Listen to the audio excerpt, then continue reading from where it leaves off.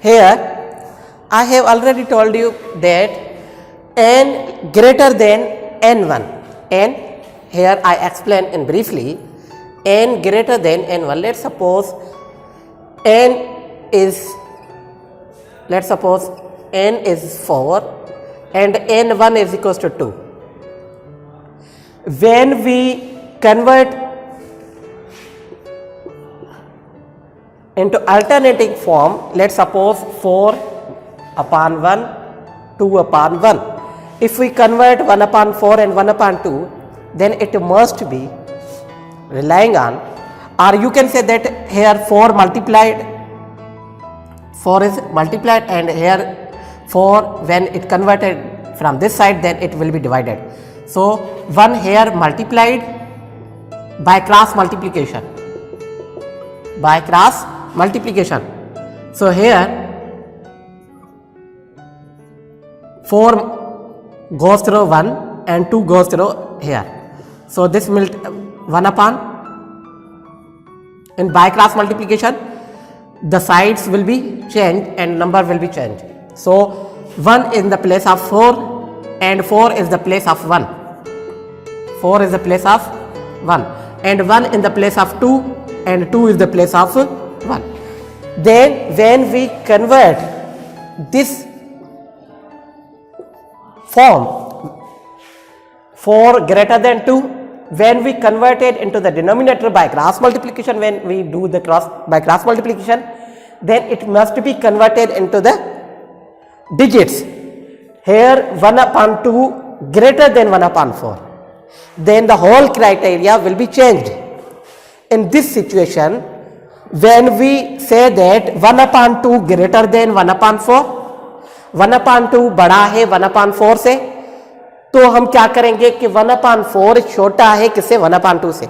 Then it must be, we say that 1 upon 4 less than 1 upon 2. Here 4 contains n contain 4 and 2 contain n1. So the whole definition will be converted into the less than symbol. Here it represents greater than symbol. When we convert it into the converged form, 1 upon form, then it must be converted into the less than symbol. So here n greater than n1, when we its denominator coming to the n place of n and the n is coming to the place of 1, then the whole symbol of greater converted into the less than symbol. Now here these values are also less than epsilon, because epsilon is a positive real number which is greater than this number. Now this 1 upon n less than 1 upon n1 and 1 upon n1 less than epsilon. Let's suppose I say you that 1 upon 2, let's suppose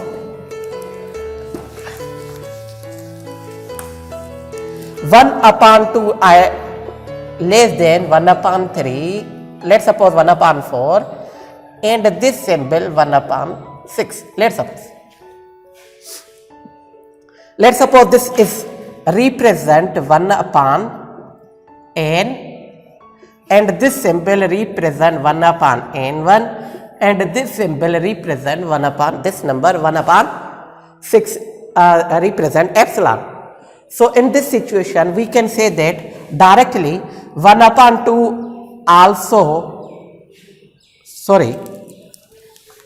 in this sense 1 upon 4 less than 1 upon 2 and 1 upon 2 less than 1. Let's suppose 1 upon 4 less than 1 upon 2 and 1 upon 2 less than 1.